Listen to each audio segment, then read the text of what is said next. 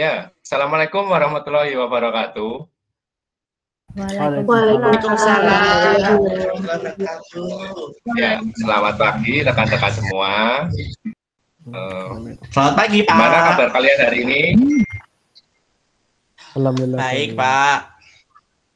Ya, makan ya, Mas, di minggu-minggu pertengahan perkuliahan ini. Sebelum memulai pembelajaran hari ini, coba kameranya di on cam semua ya, biar bisa melihat wajah-wajah yang masih semangat ini. Baik, Pak. Ya, hari ini siapa yang belum join? Join semua, Pak. Sudah join semua, Pak. Ya, alhamdulillah semua selalu bisa join di mata kuliah saya. Tidak ada kendala ya berarti ya. Oke, Pak. Tidak, Pak. Ya, bagaimana kabarnya? Sorry.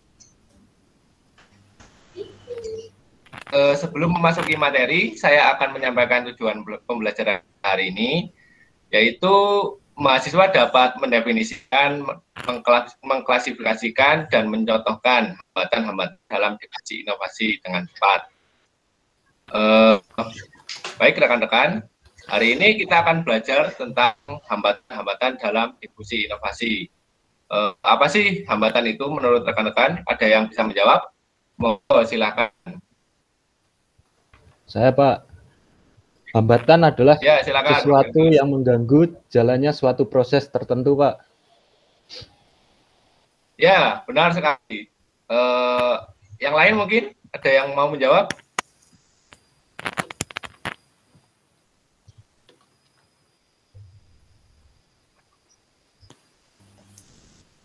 Saya, Pak. Ya, silakan Mbak Arsi. Ya, menurut saya hambatan adalah proses yang menghalangi atau melemahkan, Pak. Ya, betul juga. Terima kasih ya Mas Petrus, Mbak Arsi. Jadi, hambatan adalah suatu usaha atau bentuk proses tertentu. Suatu bentuk proses menghalangi, melemahkan, dan mengganggu suatu proses tertentu. Jadi, hambatan inovasi adalah bentuk proses menghalangi, melemahkan, dan mengganggu suatu inovasi. Itu ya teman-teman. Baik, Pak. Baik, akan saya present pembelajaran kita hari ini.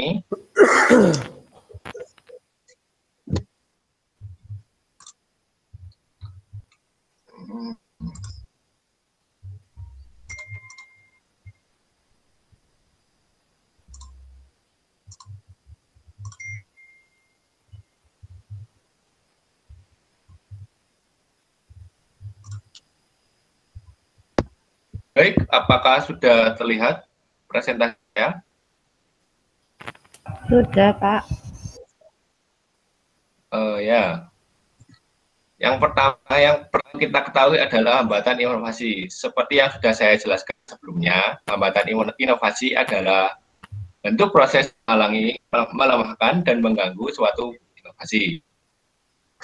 Kemudian, dalam hambatan inovasi, terbagi menjadi beberapa bagian, yaitu hambatan geografi, hambatan personal, hambatan sejarah, hambatan ekonomi, hambatan prosedur, hambatan geografi, hambatan sosial budaya, dan hambatan politik. Yang pertama yaitu hambatan personal, yang mencakup kurang adanya pemberian penguatan atau hadiah bagi penerima dan pemakai inovasi. Orang-orang yang memegang peranan penting tidak terbuka untuk menerima dan melaksanakan inovasi. Sikap kaku dan pengetahuan yang sempit dari para personalia yang sebenarnya memiliki peran penting dalam proyek, serta terjadinya pertentangan pribadi. Kemudian ada hambatan sosial budaya, yaitu yang mencakup adanya pertentangan ideologi, perubahan atau inovasi, kurangnya suasana adanya tukar pikiran secara terbuka, perbedaan nilai budaya, serta kurang harmonisnya hubungan antara anggota tim proyek. Kemudian ada hambatan politik, yang mencakup kurangnya hubungan yang baik dengan pimpinan politik, ada pemerintahan akan meningkatkan pembinaan secara kontinu, kemudian pelaksanaan program yang sudah direncanakan, dan pendidikan yang menangani proyek inovasi tidak sesuai. Kemudian ada tugas yang harus kalian kerjakan, tugasnya dilakukan secara kelompok, yaitu masing-masing kelompok membuat satu contoh hambatan personal, bebas pilih, tidak boleh sama, utamanya hambatan pada kegiatan inovasi dalam bidang pendidikan. Kemudian, baik, begitu kita akan memasuki kegiatan diskusi. Akan saya bagi dua kelompok ya, masing-masing 3 orang. Sekarang saya akan menyampaikan petunjuk diskusinya terlebih dahulu. Bentar ya, petunjuknya akan saya kirim melalui fitur chat.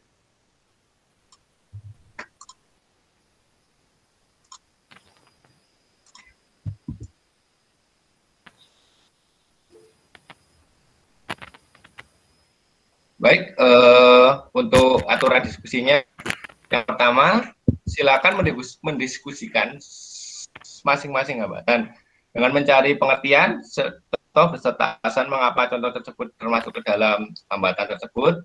Kemudian diskusi dicatat oleh salah satu anggota dan dipresentasikan. Untuk urutan kelompok yang akan mempresentasikan akan saya pilih secara acak, dan kelompok yang tidak presentasi boleh memberikan pertanyaan, saran, atau tanggapan. Kelompok akan saya bagi secara acak juga, kemudian diskusi akan dilakukan dengan breakout room, dan waktu diskusi dilakukan selama 30 menit. Setelah waktu diskusi habis, kemudian semua kembali ke main room untuk melakukan presentasi. Untuk hambatan yang akan didiskusikan hari ini adalah hambatan prosedur dan hambatan personal. Masing-masing mahasiswa merekam hasil diskusi dan nanti di-upload di si Pejar di akhir perkuliahan. Ya, baik, saya menemukan petunjuk diskusinya di kolom chat. Rekan-rekan harap mencermatinya dengan sungguh-sungguh, karena setelah itu nanti tugas rekan-rekan adalah mendefinisikan dan memberikan contoh hambatan-hambatan apa saja yang sudah saya bagi. Rekan-rekan harus menjelaskan alasannya dalam memberikan contoh. Saya beri waktu 30 menit untuk berdiskusi. Apakah bisa dipahami?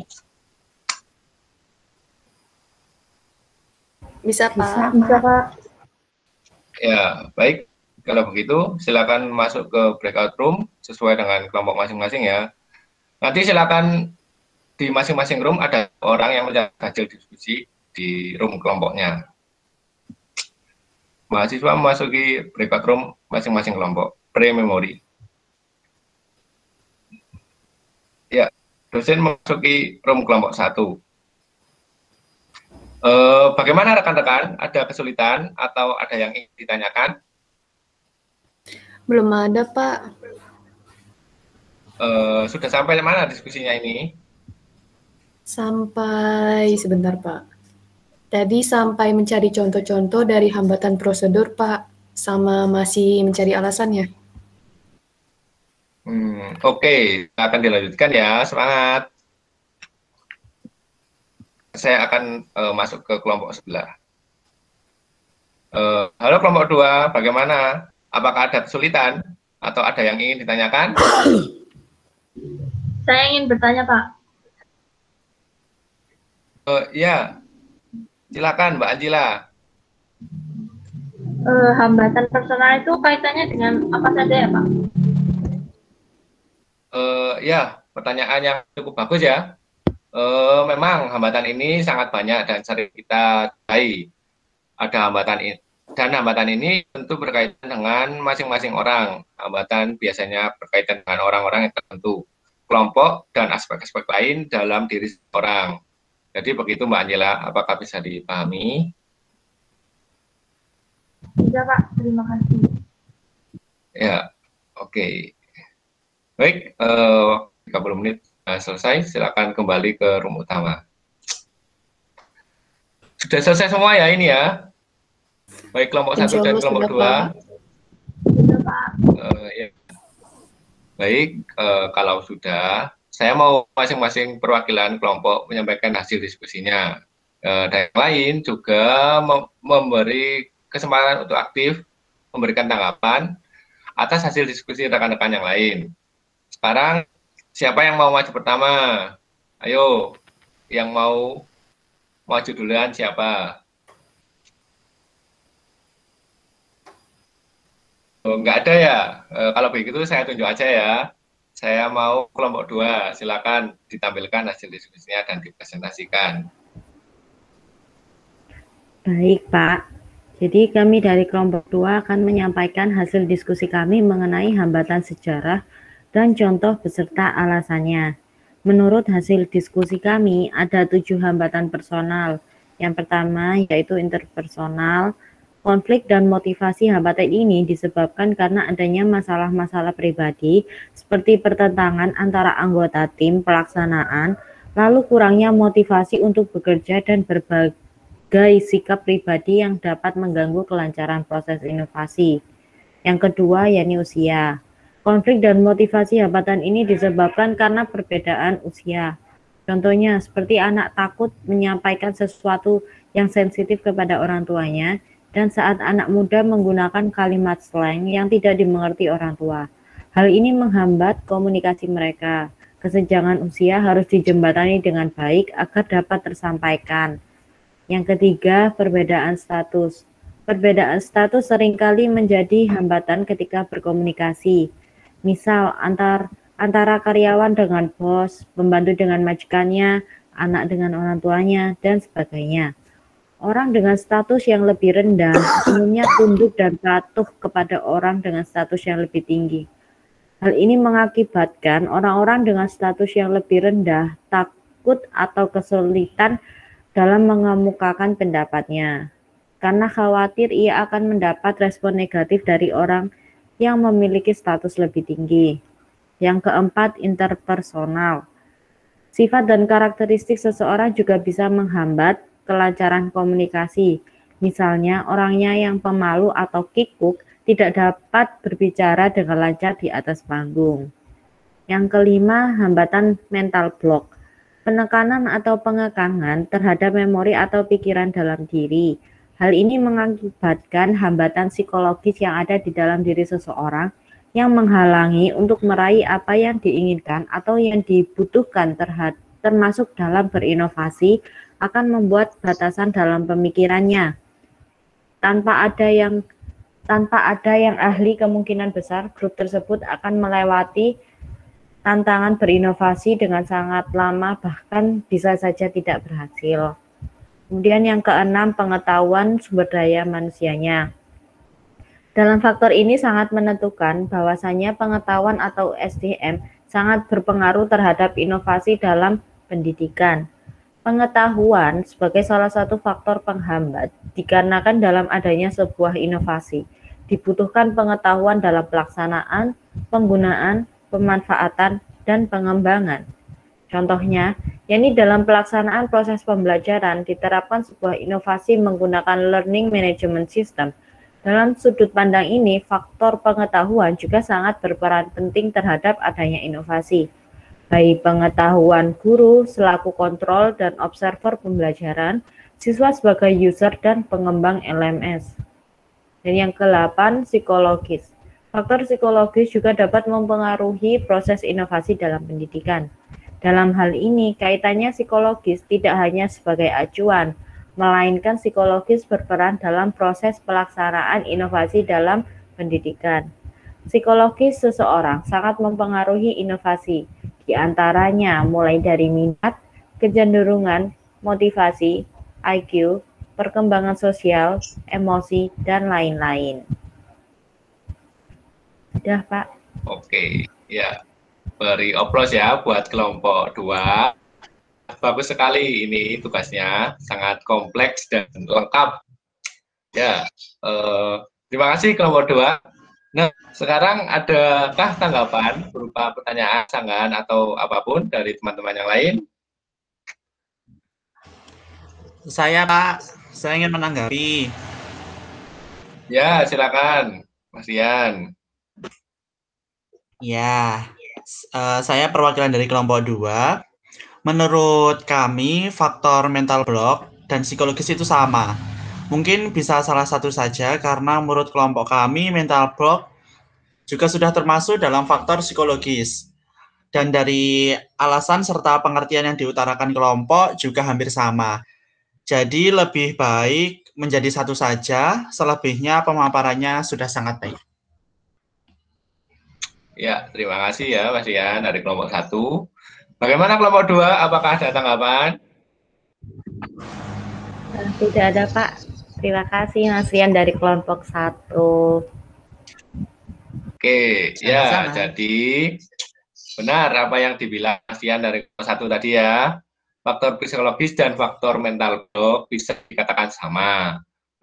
Berdasarkan definisinya, mental block adalah bentuk ketidakyakinan dalam diri yang berasal dari pikiran bawah sadar yang akan ditransfer ke pikiran sadar. Sedangkan psikologis adalah salah satu bidang ilmu pengetahuan dan ilmu terapan yang mempelajari tentang perilaku, fungsi mental, dan proses mental manusia melalui prosedur ilmiah. Jadi secara tidak langsung dua aspek itu tadi sama. Apakah bisa dipahami ya rekan-rekan? Bisa, Pak. Baik, apakah ada lagi yang mau memberikan tanggapan? Saya Pak mau bertanya. Ya silakan Mas Raffi. Saya ingin bertanya mengenai presentasi dari kelompok 1. Jadi pertanyaannya adalah mengapa perbedaan status juga bisa disebut sebagai sebuah hambatan dalam proses difusi inovasi?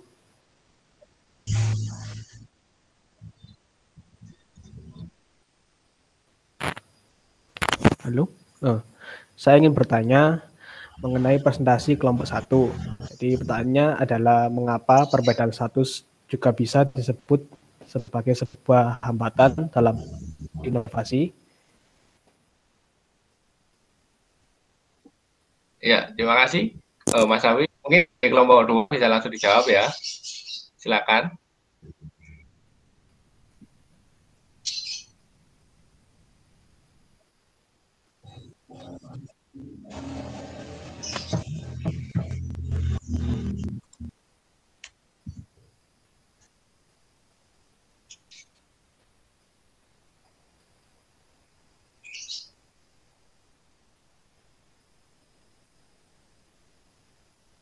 Ayo, kelompok 2. Oh iya. Mohon maaf. Terima kasih Mas Novi atas pertanyaannya. Langsung saya jawab ya. Jadi, mengapa perbedaan status juga bisa disebut sebagai sebuah hambatan dalam proses difusi inovasi? Karena kebanyakan orang dengan status yang lebih rendah umumnya tunduk, bukan atau patuh kepada orang dengan status yang lebih tinggi. Hal ini mengakibatkan orang-orang dengan status yang lebih rendah takut atau kesulitan mengemukakan pendapatnya, karena ia khawatir akan mendapatkan respon negatif dari orang yang memiliki status lebih tinggi. Jadi, begitu. Ya, terima kasih. Bagus ya, kelompok 2 ya. Oke. Apakah ada lagi yang mau memberikan tanggapan? Tidak ada ya. Baik, kalau begitu, terima kasih kepada kelompok 2 yang sudah mempresentasikan hasil diskusi dengan baik. Begitu dengan audiens yang cukup aktif, bertanya dan memberikan tanggapannya. Terima kasih ya rekan-rekan. Ya, baik, ternyata waktunya sudah habis jam perkuliahan kita. Berarti hari ini masih satu kelompok ya. Sebenarnya saya maunya paling tidak 2 kelompok hari ini. Ternyata waktunya tidak cukup. Jadi sebelum kelas saya akhiri, saya ingin memberikan tugas ya untuk teman-temannya. Saya akan presentasikan sebentar.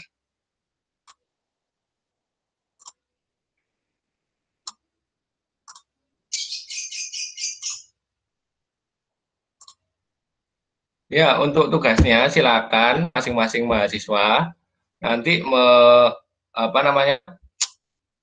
membuat apa sih hambatan jika inovasi tersebut dilakukan, hambatan-hambatan apa saja yang akan dilalui. Silakan ditulis, nanti dikumpulkan di sepejar. Untuk videonya silakan disaksikan ya dulu ya. Bentar ini cuman.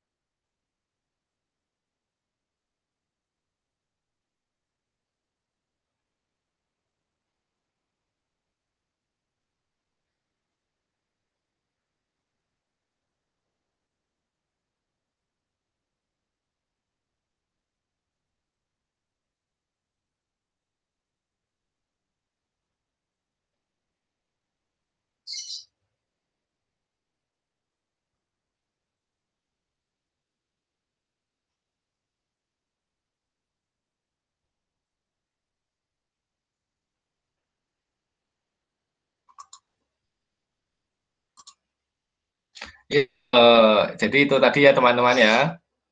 Untuk tugasnya silakan nanti masing-masing mahasiswa berikan menurut kalian hambatan apa saja yang terjadi jika inovasi tersebut dilakukan di Indonesia. Itu ya teman-teman ya. Baik, sebelum mengakhiri perkuliahan kita hari ini, saya ingin menguji ingatan rekan. Ya. Coba sebutkan apa sih hambatan inovasi itu, ada berapa jenis, dan siapa yang ingin menjawab? Ayo silakan. Saya, Pak. Ya silakan Mas Petrus.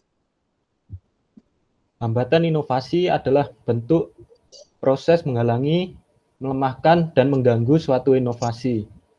Kemudian jenisnya ada 7, yaitu hambatan geografi, hambatan sejarah, hambatan ekonomi, hambatan prosedur, hambatan personal, hambatan sosial budaya, dan hambatan politik.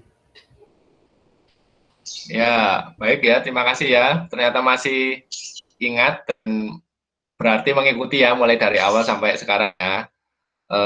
Baik, diskusi hari ini keseluruhan sudah berjalan cukup baik dan lancar, dan kalian juga berpartisipasi aktif dalam diskusi.